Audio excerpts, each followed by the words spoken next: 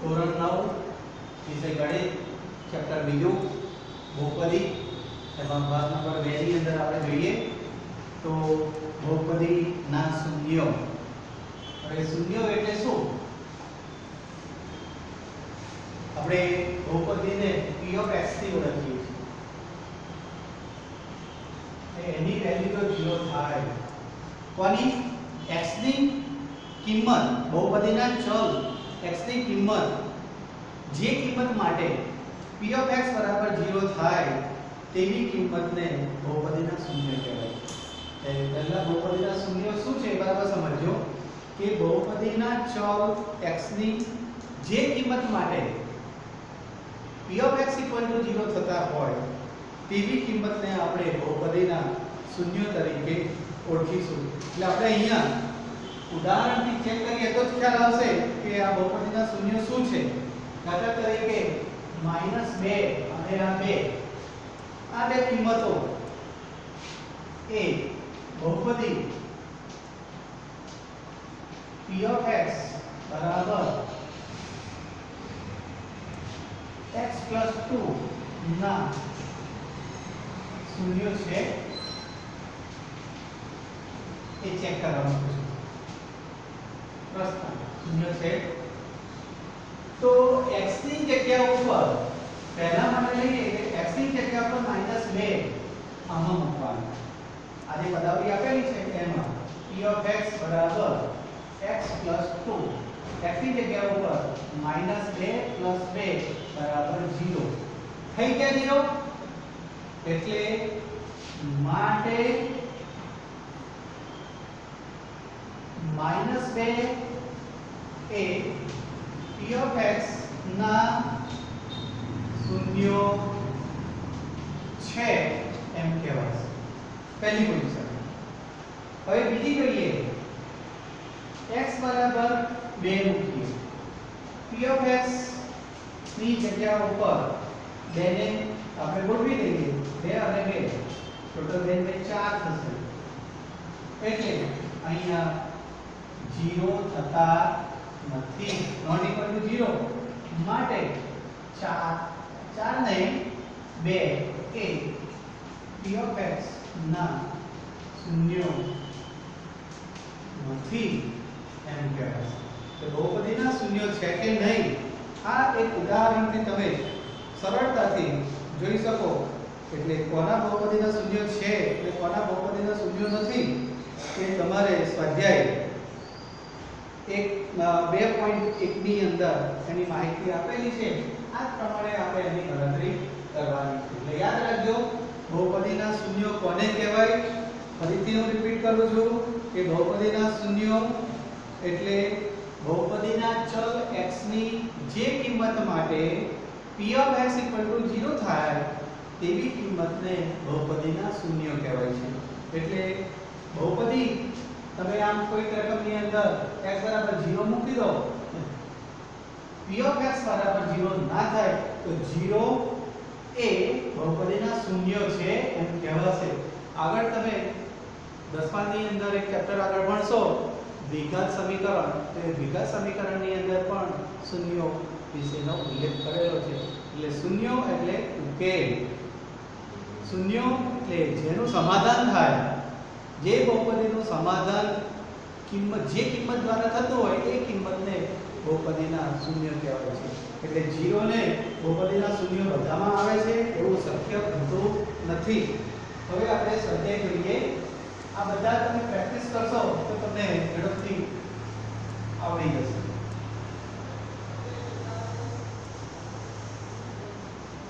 હવે આપણે સ્વાધ્યાય 2.2 એમાં એક્ઝામ્પલ નંબર 1 શું કહે છે આપણે રકમ જોઈએ. x ની નીચેની કિંમતો માટે પદાવલી 5x - 4x² + 3 બહુપદીના શૂન્ય છે. એટલે અહીંયા તમને કઈ પદાવલી આપેલી છે p of x. તો p of x બરાબર રકમ જોઈએ આપણે 5x - 4x² + 3 અને અહીંયા જુદી જુદી કિંમતો આપેલી છે. કે પહેલી કિંમત છે x બરાબર 0, બીજી કિંમત આપેલી છે x બરાબર -1 અને ત્રીજી કિંમત આપી છે x બરાબર 2.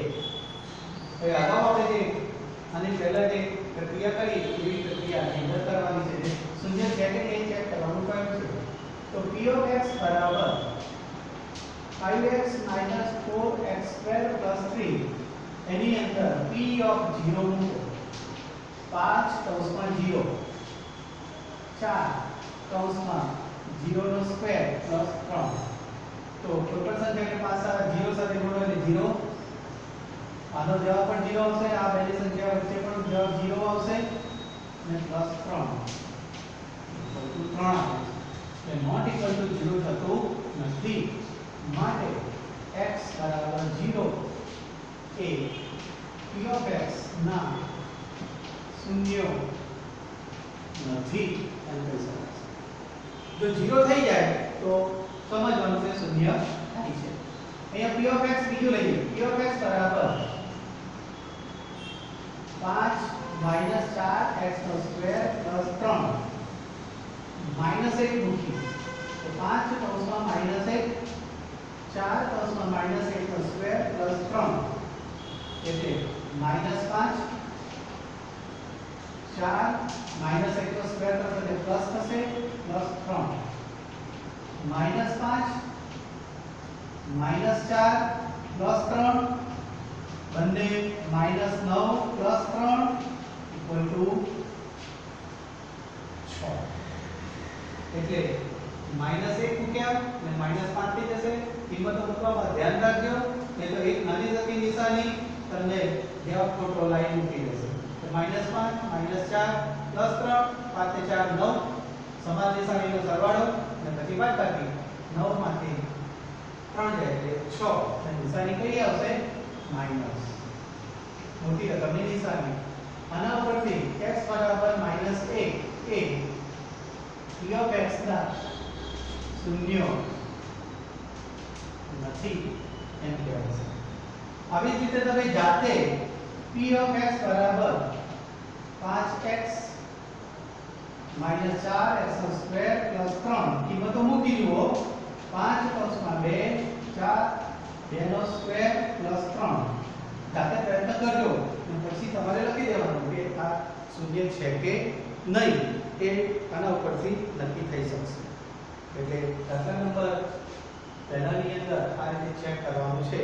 એટલે આને બરાબર ધ્યાનથી સમજજો અને પછી બાકીના આ ટાઈપના એક્ઝામ્પલ આવે તો એને ગણવા પ્રયત્ન કરજો. હવે દાખલા નંબર 2 માં શું આપ્યું છે એ જોઈએ.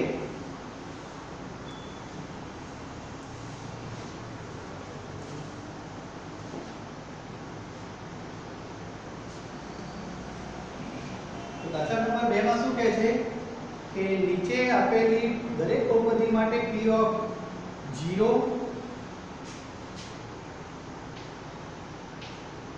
p of 1 અને p of 2 શોધો. પહેલામાં ઉલટું આપેલું હતું કે પદાવલી આપી દીધી હતી અને બે કિંમતો આપી દીધી એ શોધવાની. અહીંયા તમારે પદાવલી આપેલી છે એની અંદર બીજી કિંમતો મૂકવાની છે. ત્રણે ત્રણની અંદર એક સરખી કિંમત મૂકે એ જોઈએ એટલે એના પરથી ખ્યાલ આવશે. રકમ જોઈએ તો કે પહેલી રકમની અંદર p of y બરાબર y² - y + 1 આ રીતે કિંમત લેવાની છે. તો અહીંયા y ની જગ્યા ઉપર 0 મૂકવાના અને જવાબ 0 થાય છે કે નહીં એ આપણે ચેક કરવાનું છે. એટલે y ની જગ્યા ઉપર 0 મૂકીએ. p of 0 0 એનો સ્ક્વેર 0 + 1 તો 0 - 0 + 1 એટલે 1. હવે તમારે બીજી કોઈ વિગત આની અંદર નોંધવાની નથી. આ એક કિંમત આવે છે કહી શકાય. પછી p of 1 મૂકો તો 1 1 નો સ્ક્વેર માઈનસ y પ્લસ 1 જ્યાં આગળ y દેખાય ત્યાં 1 મૂકી દો આમાં તો 1 નો સ્ક્વેર કરીશું એટલે 1 માઈનસ 1 પ્લસ 1 પ્લસ માઈનસ ઉડી જશે એટલે જવાબ તમારો આવશે 1 એટલે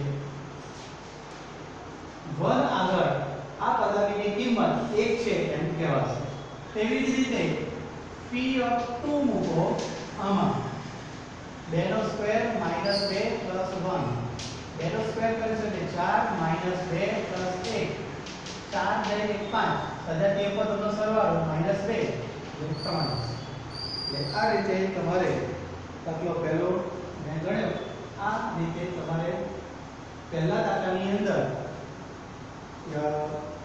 પહેલો મેં જે બતાવ્યો તે પ્રમાણે બીજો છે p ઓફ t ત્રીજો છે p of x equal to 3 x ની 3 ઘાત અને ચોથું છે p ઓફ x બરાબર x - 1 અને x + 1 ની કિંમતો મૂકવાની છે જો ચોથાની અંદર જો ગડબડી લાગતી હોય તો શું કરવાનું છે કે p ઓફ x બરાબર x - 1 અને x + 1 આ દરેકની અંદર જુદી કિંમતો મૂકવી એના કરતા જો તમે આંકડામાં ભણી ગયેલા છો કે આનો જવાબ શું થાય પૂર્ણ તફાવત તેની અને પછી અહીંયા p ઓફ 0 મૂકો p ઓફ 1 મૂકો અને p ઓફ 2 મૂકો અને જાતે તમે ચકાસી જુઓ કે આ કિંમતો માટે કયો જવાબ સાચો આવે છે એ આપણે નક્કી કરી શકીએ એટલે આ રીતે દાખલા નંબર 2 તમે ગણી શકશો બાકીના જે મેં પેટર્ન છોડ્યા છે તો એ તમારે પ્રેક્ટિસમાં ગણતરી કરવાની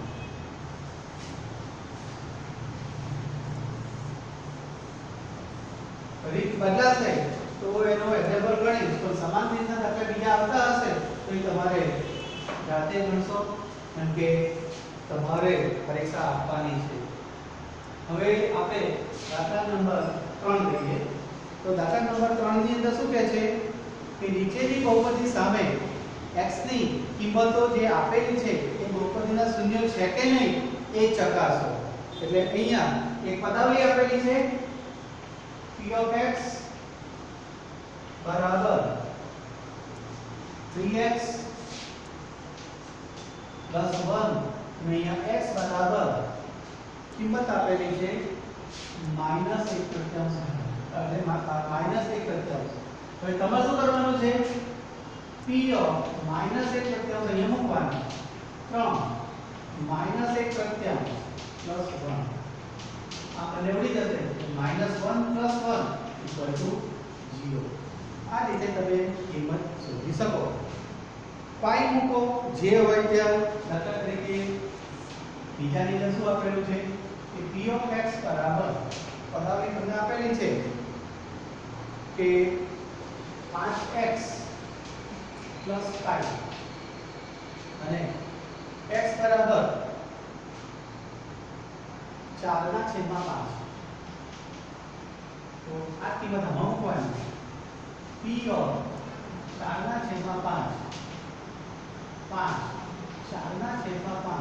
+ pi આન્સર કયા 4 + pi આ રીતે જવાબ મેળવી શકશો એટલે જુદી જુદી કિંમતો દ્વારા તમે એની કિંમતો શોધી શકો એટલે આવા તમને બીજા 5 એક્ઝામ્પલ છે એ ગણવાના રહેશે હવે નીચેના જે બહુપદીઓ જે છે હવે દાખલા નંબર 4 માં જોઈએ તો કે નીચે આપેલી બહુપદીના શૂન્ય શોધો હવે થોડો સવાલ ઉલટાઈ છે એ આપણે જોઈએ એટલે સ્વાધ્યાય તમારું પૂરું થઈ જશે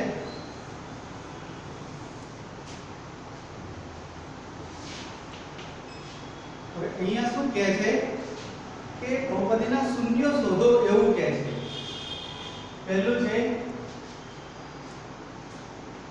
p of x બરાબર x + 5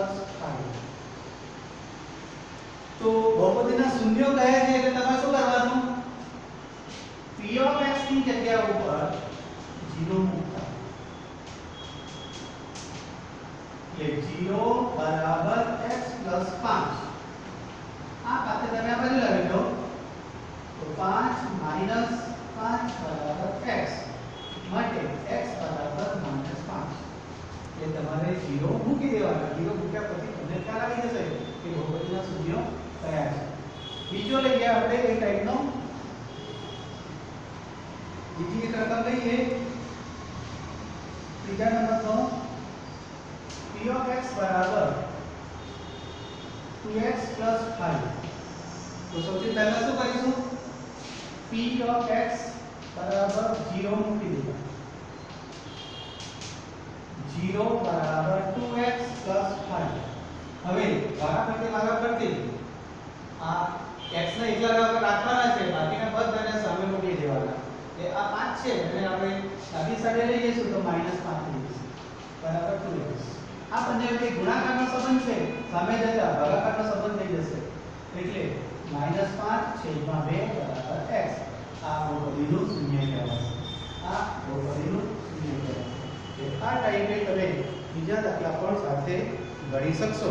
એટલે અહીંયા તમારે સ્વાધ્યાય 1.2 તમે આ રીતે પૂરું કર્યો.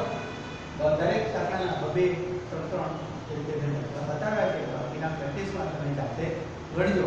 અસ્તુ.